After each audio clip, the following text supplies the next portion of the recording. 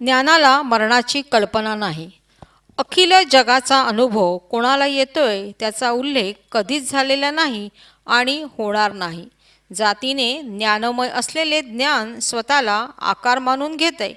याशिवाय कोणाला काही ज्ञान नाही.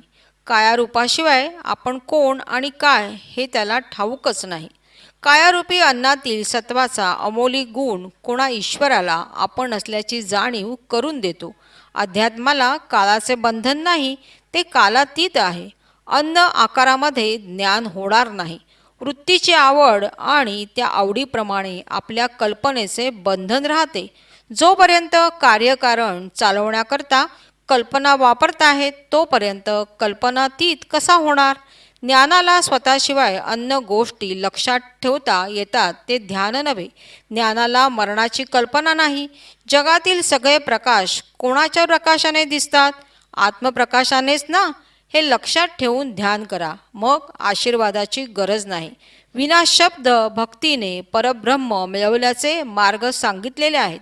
विना शब्द अनुभव आला, आपण जागा आहे असा.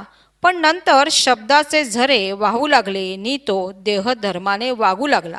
त्याच्याने भय भीती वाटू लागली.